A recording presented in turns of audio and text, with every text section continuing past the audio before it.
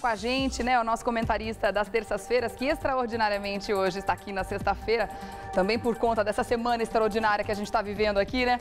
Olá, doutor Eduardo, tudo bem? Bom dia. Seja bem-vindo mais uma vez, viu? Estou sempre bem, né? Bom dia, graças a Deus, que bom. Eu faço com que o dia seja realmente bom. Isso é uma boa notícia. Mas a gente tem que ter esse dom mesmo, né? De transmutar essa energia pesada que muitas vezes vem, né? Do tudo que acontece na cidade para uma situação bacana, para que a gente consiga viver adequadamente. Mesmo porque eu me sinto morando na Normandia, entendeu? Como eu me sinto, eu não preciso morar na Normandia para me sentir, né?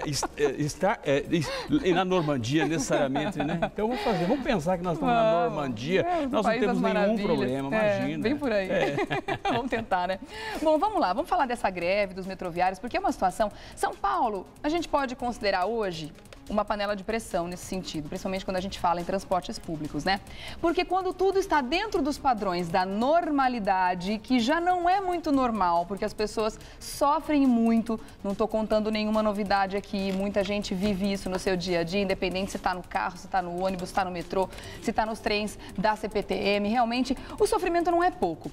Quando sai uma vírgula fora do lugar, aí o caos fica instaurado, né? A gente percebe não só em qualquer segmento, né? Greve nos ônibus, greve no metrô, realmente a gente percebe que o caos fica instalado na cidade. Então, é uma coisa meio confusa, fica até difícil manter uma opinião em cima disso, né? Sobre a legalidade ou não, ou se a gente apoia uma greve nesse sentido ou não. Porque ao mesmo tempo que as pessoas têm o direito de fazer greve, de optar aí por ter uma melhor condição de trabalho, melhores salários, é um direito de cada trabalhador.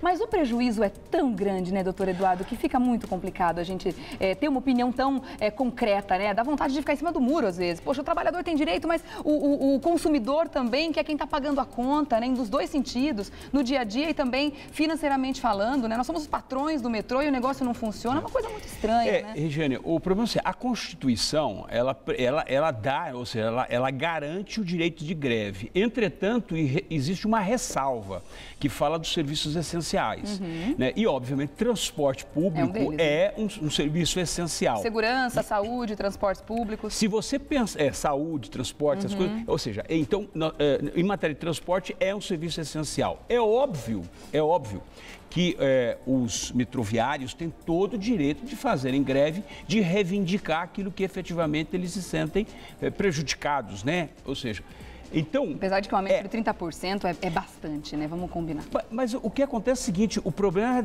não é o aumento, é a reposição dos últimos anos, né? As pessoas às vezes não conseguem explicar direito por que eles pediram 30%. Por que estão pedindo tanto? Na verdade, é a reposição das perdas salariais. Aliás, não só os metroviários, mas todos os brasileiros tiveram perdas, né, salariais nos últimos anos. E nem todo mundo está tendo isso. Porque não se repassa o valor integral. Eixo, né? Então, o que acontece? Então, apesar da Constituição prever dessa forma, você tem o problema dos serviços essenciais. Agora, não se proíbe. Por quê? Porque, na verdade, não existe nada proibindo de fazer greve, né? Ou seja, o que você pode fazer é o seguinte, se ela é abusiva ou não é. O que o governo quer, e foi o que o governo fez, entrando com um pedido, uma liminar, e que foi concedida pelo TRT, pela juíza do TRT, aonde ela garante, isso no papel, obviamente, 100% no horário de pico e 70% no decorrer do dia, com uma multa pecuniária de 100 mil, ou seja, uma multa de 100 mil reais que será aplicada ao sindicato. Essa foi a posição de uma decisão judicial que saiu esta semana. Agora, é óbvio que nós temos que pensar da seguinte forma. Ontem tivemos aí uma tentativa de uma audiência de conciliação entre os metroviários e também os sindicalistas, e a juíza tentou intermediar, chegar a um ponto comum para que a greve fosse interrompida e voltasse à normalidade. Entretanto, não conseguiram chegar nisso. Agora, uma coisa há de se falar, aquela bronca que a juíza deu nos sindicalistas, né, dizendo que decisão judicial é para ser cumprida, aquela coisa, eu acho que aquilo lá foi um pouco exagerado, mesmo porque nada é proibido, tudo é permitido. O que você tem que arcar é com as consequências. Se ela deu aquela decisão, aquela liminar e impôs uma multa de R$100 mil, cabe aos metroviários, aos sindicatos, enfim, às pessoas, aos grevistas, né, ou opinarem em pagar a greve ou, eventualmente, pagar a multa ou manterem a greve. Eles mantiveram a greve. Por quê? Porque, na verdade, apesar de ter sido, os índices são muito próximos, né? Porque o metrô chegou a 8 ponto alguma coisa, 8,9. E os trabalhadores baixaram também para 12. Abaixaram para 12 alguma coisa, 12,2. 12,2. E a reivindicação deles era 35% no início. Né? Então, o que acontece? Tem que ter uma convergência nisso, ou seja, tem que chegar num ponto comum, porque a sociedade efetivamente paga por essa questão. Agora, os grevistas também deram, o sindicato também deu uma alternativa para o metrô. Né? Se vocês não querem que nós façamos greve, então faz o seguinte, libera a catraca, né? Ou seja, catraca livre, para que as pessoas possam, obviamente, porque aí o que ocorre? Aí o prejuízo é no bolso, e dizem que a parte mais sensível do homem é o bolso.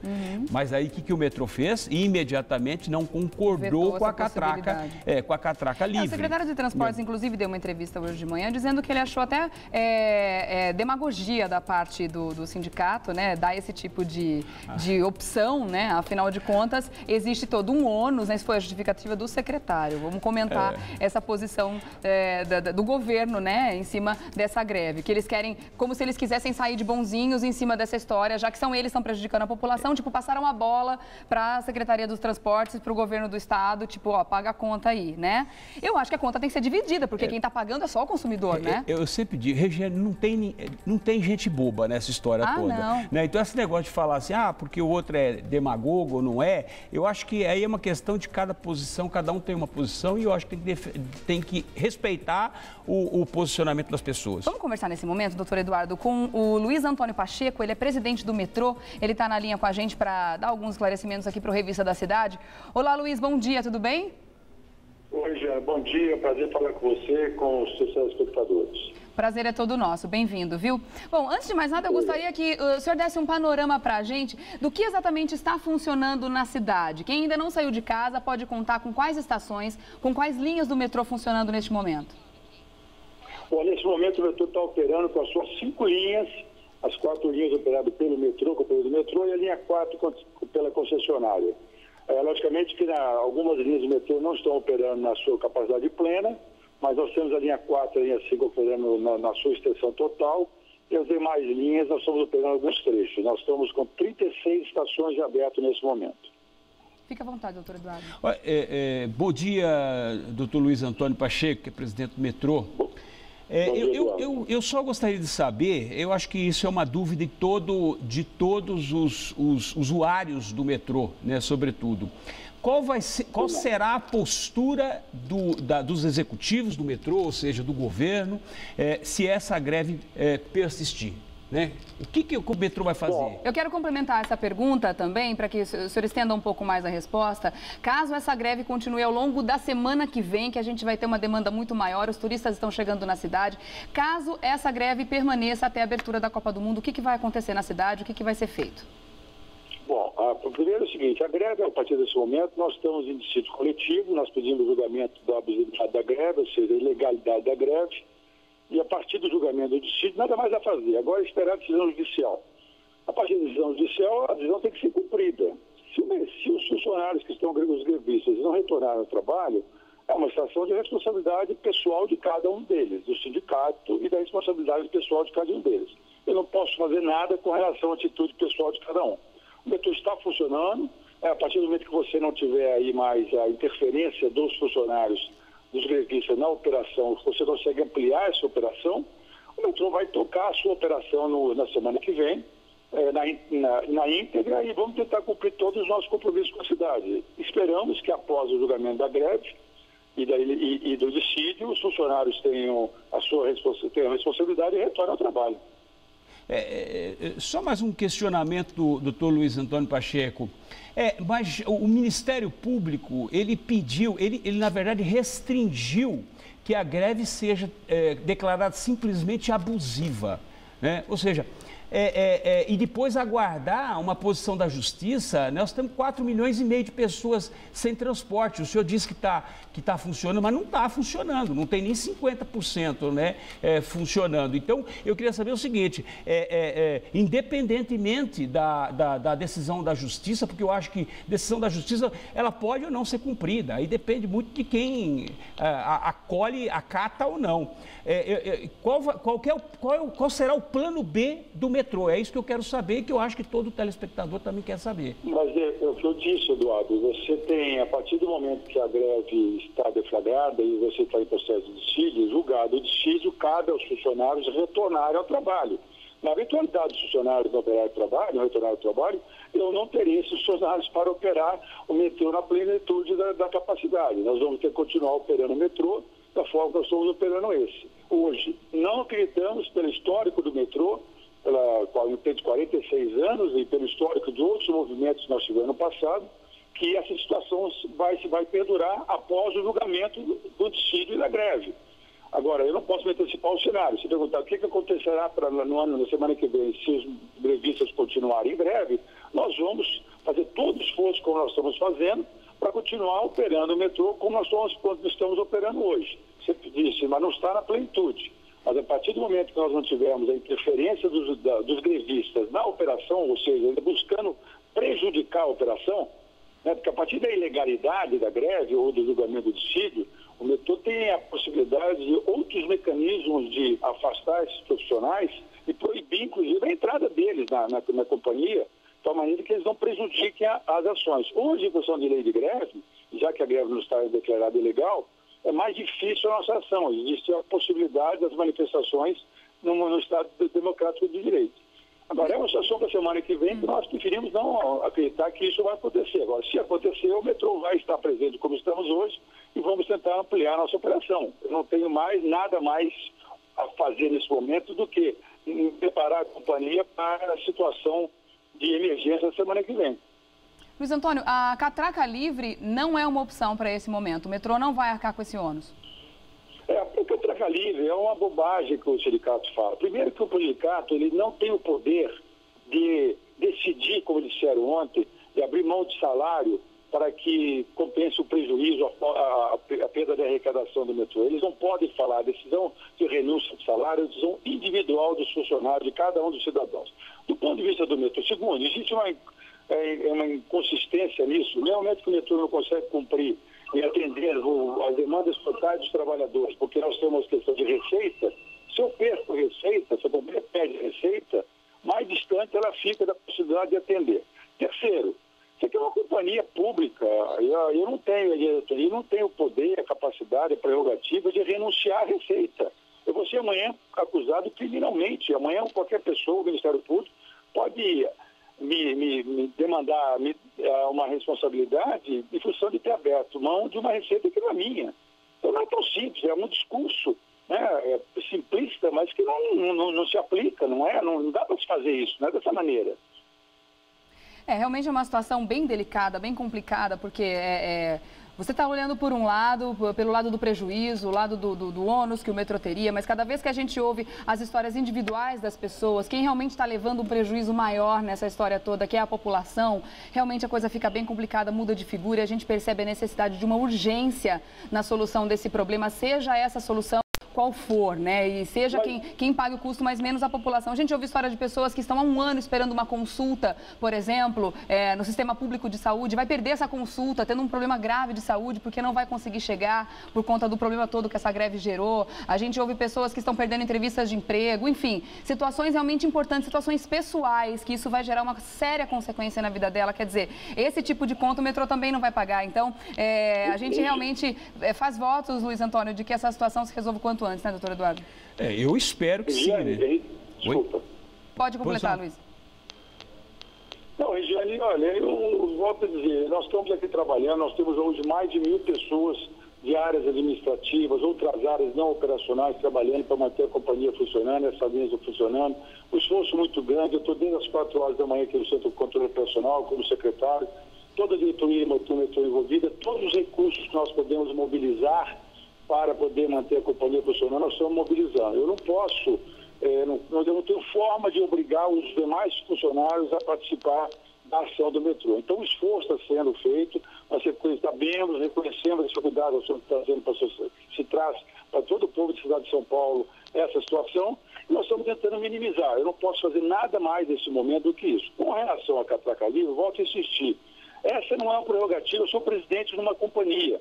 Essa não é uma prerrogativa que eu tenha. Essa não é uma companhia privada. Se fosse uma companhia privada que eu estivesse, enquanto dono dela, dizendo eu vou abrir mão do meu lucro, da minha receita, em favor de uma outra questão, é um direito que eu tenho, a empresa é minha. Eu não tenho direito, eu não posso fazer isso, eu não posso legalmente.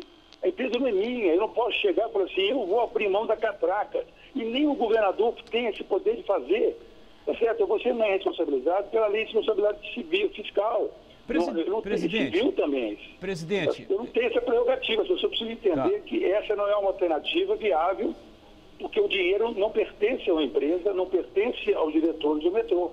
Não posso fazer isso, é muito simplista esse raciocínio. Presidente, só um questionamento, você está falando a respeito da questão de não liberar a catraca livre, mas o metrô está tendo prejuízo com essa greve também. Ou seja, ele está deixando de transportar as pessoas, deixando o prejuízo está sendo o mesmo. É por isso que eu não consigo ver essa relação, a justificativa do senhor. Eduardo, vocês são pessoas de bem, e vocês também têm as vidas de vocês e as responsabilidades que dão. Volto a insistir. Eu não tenho a prerrogativa, enquanto diretor, presidente do metrô, eu não tenho esse poder. Eu não posso abrir mão. Alguém tem que me dar esse poder. Eu não tenho esse poder. A diretoria do metrô não tem a prerrogativa de fazer uma renúncia de receita. Não existe possibilidade. Se houvesse uma lei, agora, se fosse para a Assembleia Legislativa do Estado de São Paulo, votasse uma lei rapidamente que fala, está liberado o metrô da receita desses dias, nesse momento eu não tenho como fazer. Se eu fizer isso, eu serei pessoalmente responsabilizado. Eu e os demais diretores do metrô. E eu não entendo que essa seja a solução do problema. Isso que o sindicato quer, eles vão estender essa situação indefinitivamente, porque eles não têm nenhuma responsabilidade de voltar. Começa a gerar também questões econômicas da companhia. Não é um caminho viável do ponto de vista legal. Eu não tenho mecanismos de abrir mão da receita. É um discurso, mas ele não é possível de implementação. Eu sei que as pessoas pensam que é simplesmente o Estado perder 5 milhões de reais ou 6 milhões de reais por dia. Mas como eu faço isso? Quem autoriza a se fazer isso? O governador não pode autorizar. Não é tão simples como as pessoas pensam. Abrir mão de agora, se eu estou perdendo para o outro lado, é verdade, se cai a arrecadação, o metrô está, mas nós estamos fazendo todo esforço. Isso não é um ato de vontade minha, ilegal, é um ato da vontade de terceiro. Nós estamos trabalhando no sentido de minimizar. Mas eu não tenho poder de fazer, as pessoas precisam entender isso. Essa alternativa não existe. Existe um discurso político do sindicato, que quer criar uma situação de confrontação, de desconforto para o governador e para o Estado, no sentido de fazer uma permuta que não é possível. Consultem outros juristas, consultem outras pessoas, né? E perguntem se há possibilidade da diretoria do metrô, de uma companhia que é uma sociedade anônima, regida pelas leis do país, se eu posso simplesmente decidir de que eu vou abrir mão de uma receita com a receita pública. Eu não tenho essa possibilidade. Eu quero agradecer a sua participação aqui no Revista da Cidade. Foram muito importantes os seus esclarecimentos aqui, a sua participação, para que a população entenda um pouco mais todas as posições. Por isso que a gente abre o espaço aqui. Muito obrigada pelos seus esclarecimentos. A gente realmente continua aí fazendo votos para que essa greve termine o quanto antes, né? Que as pessoas aí tenham o menor prejuízo possível dentro desse contexto todo. Obrigada pela participação, viu, Luiz? E é claro